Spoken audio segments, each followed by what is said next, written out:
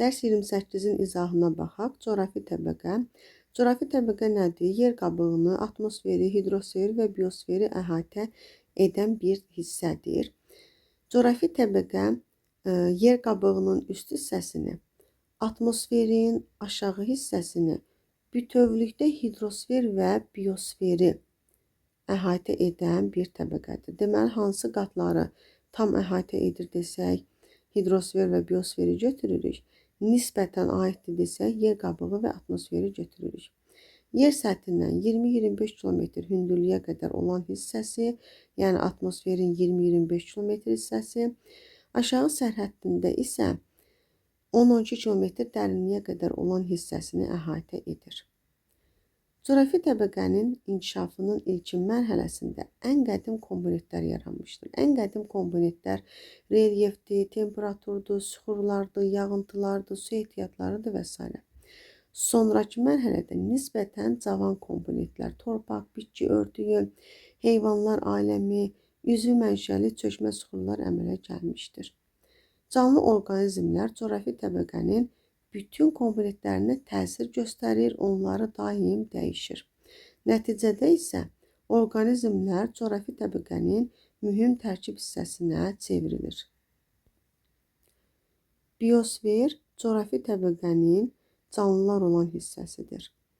Buna görə də onun komponentləri daim inkişaf edir, yayılma arealı daim dəyişir. Coğrafi təbəqə fasiləsiz olaraq inkişaf edir. Bunun əsas səbəbi tükənməyən enerji mənbəyi, yəni günəş enerjisidir və yerin daxili enerjisi. Həmçinin bundan başqa coğrafi təbəqədə zonal və azonal amillər, daxili və xarici proseslər də təsir göstərir. Zonal amillər, zonal dedikdə günəşdən asılı olaraq dəyişənlər, yəni temperatur, yağıntı, torpaq, bitki örtüyü, heyvanat aləmidir. Azonal amillər isə relyef, səth süxurları, yeraltı suların səviyyəsidir. Yerin daxili və xarici qüvvələri inkişafına uyğun olaraq coğrafi təbəqədə də daim inkişaf baş verə bilir. Coğrafi təbəqənin müxtəlif komponentləri arasında maddələr və enerji mübadiləsi gedir. Bu da coğrafi təbəqədə əsas olan komponentlərin bir-biri ilə qarşılıqlı əlaqəsini göstərir. Coğrafi təbəqənin ümumi qalınlığı 50-55 kilometrlik hissə hesab olunur. Və coğrafi təbəqənin inkişafı 3 mərhələyə ayrılır. Biogenə qədərki mərhələ bu 3 milyard ili əhatə edir. Coğrafi təbəqənin inkişafının ən uzun mərhələsidir. Kriptozoy eonu, yəni arxev və proterozoy eralarını əhatə edir. Bu mərhələdə coğrafi təbəqənin tərkib hissələrindən atmosferin alt qatı, litosferin üst qatı, hidrosfer yaranmışdı. Biogen mərhələsi 580 milyon ildir. Fenerozoy eonunu əhatə edir, yəni paleozoy, mezozoy və kaynozoy eralarını. Burada atmosferin qaz tərkibi dəyişmiş, balıqlar, suda qurda yaşayanlar, sürünənlər yaranmış, müxtəlif faydalı qazıntılardan fosforit, neft, qaz, həmçinin torpaq örtüyü yaranmışdır. Müasir mərhələ isə antropogen mərhələdir.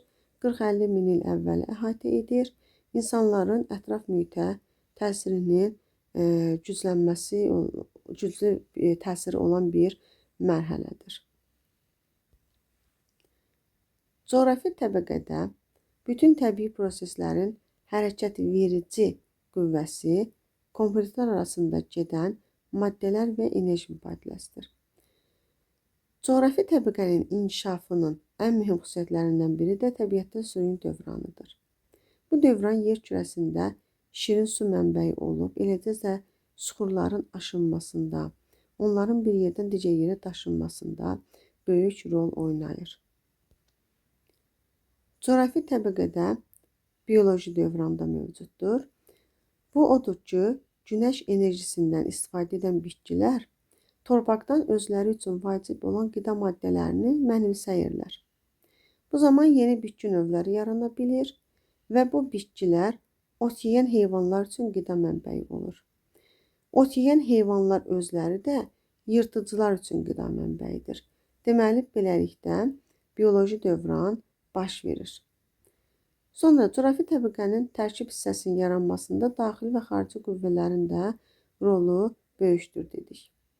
Məsələn, yer qabığında tektonik çatlar boyunca litosfer tavalarının sərhəddində küllü miqdarda lavalar yer səthinə çıxır.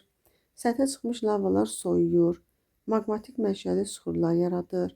Müəyyən müddətdən sonra bu süxurlar aşınıb parçalanır və çökmə mənşəli süxurların yaranmasına səbəb olur. Aşınma nəticəsində də bu süxurlar yerin dərin qatlarına gömülür və burada metamorfizləşməyə məruz qalır və yenidən əriyərək bir də maqmanın yaranmasına səbəb olur. Deməli, süxurlar özü də müəyyən müddət sonra yerin altına qarışır və sonra yenidən yer səthinə doğru üzə çıxır. Şəklə diqqət yetirsək, yerin daxili enerjisi nəticəsində ərimə baş verir, maqma yer səthinə çıxır, sonra vulkan püskürür, onun qalıqlarından süxurlar yenidən aşınır, çökmə süxurlar yaranır, sonra süxurlar tərkibini dəyişir, metamorfik süxurlara çevrilir və sonra yerin daxili hissəsində yenidən qarışaraq bir də püskürmə nəticəsində yer səthinə çıxa bilir. Beləliklə, bu da süxurların bir dövrdən keçməsini göstərir. Coğrafi təbəqədə fasiləsiz olaraq təbii sistemlər yaranır, inkişaf edir, öz xüsusiyyətlərinə görə seçilir. Coğrafi təbəqənin əsas xüsusiyyətlərinə, yəni qanuna uyğunluqlarına bütövlük, ritmlik və zonallıq qanuna uyğunluğu aiddir. Coğrafi təbəqənin bütövlüyü nədir? Bu təbəqədə olan bütün təbii komponentlər bir-biri ilə qarşılıqlı əlaqədədir. Birinin dəyişməsi digərinin də dəyişməsinə səbəb olur. Buna əsasən qida zəncirini misal göstərmək olar. Qida zəncirində dedik, bitki torpaqdan qidalanır. Ot yeyən heyvanlar bitkilərlə, ət yeyən heyvanlar digər heyvanlarla qidalanır. Bunlardan birinin dəyişməsi digərinin də dəyişməsinə səbəb olur. Ona görə burada qida zənciri pozula bilir. Və bu da bioloji dövranın yaranmasına səbəb olur. Canlı orqanizmlər qidalanmasına görə 3 qrupa bölünür. Produsentlər üzvü maddələri, qeyri-üzvü maddələri üzvü maddələrə çevirir. Konsumentlər hazır üzvü maddələrlə qidalanır. Redusentlər isə üzvü maddələri qeyri-üzvü maddələrə çevirir. Diqqət eləyək, produsentlərdə qeyri-üzvüdən üzvü, redusentdə üzvüdən qeyri-üzvü orqanizmlər, yəni maddələr yaranır. Bu, coğrafi təbəqənin bütövlük qanunu idi. İndi keçirik coğrafi təbəqənin ritmlik qanununa. Burada hər hansı bir prosesin nizamlı şəkildə müəyyən zaman və məkan daxilində təkrarlanmasıdır. Sutkalıq ritmik proseslər var, illik ritmik proseslər var. Sutkalıq nədir? Yer kürəsinin öz xəyali oxunda fırlanması nəticəsində yarananlar. Məsələn, gecə-gündüz brizləri, fiziki aşınma, şehin düşməsi, məsələn, dağ-dərə küləkləri buna aiddir. İllik ritmik hadisələr isə yerin günəş ətrafında dövr etməsi ilə əlaqədardır. Və burada yerin xəyali fırlanma oxunun orbit müstəvisinə meyilliliyinin 66,5 dərəcə meyilli olması, günəş şüalarının düşmə bucağının coğrafi enliklərə fərqli olmasına gətirib çıxarır. Və illik proseslər muson küləkləridir, qütb gecə-gündüzləridir. Bunları göstərə bilərik. Bir də var çoxillik ritmik proseslər. Bu bir neçə 10-100 min illəri əhatə edir. Məsələn, qlobal soyuqlaşma və ya qlobal istiləşmə, sonra transqressiya, reqressiya və s.dir. Coğrafi təbəqənin digər qanuna uyğunluğu zonallıqdır. Yəni, coğrafi zonallığın yaranmasının başlıca səbəbi yerin kürə formasında olması, xəyali oxunun orbit müstəvisinə 66,5 dərəcə meyilli olması, günəş istiliyinin qeyri-bərabər paylanması və s.dir. Zonallıq qanununa iqlim, quru suları, aşınma, torpaq bitki örtüyü, heyvanlar aləmi və s. aiddir. Zonallığın üfüqi və şaqili olmaqla iki növü var. Üfüqi zonallıq ekvatordan qütblərə doğru qanla uyğunluğun dəyişməsidir. Şaqili zonallıq isə dağın ətəyindən zirvəsinə doğru temperatur və rütubətlənmə şəraitinin dəyişməsi şəklində göstərilir.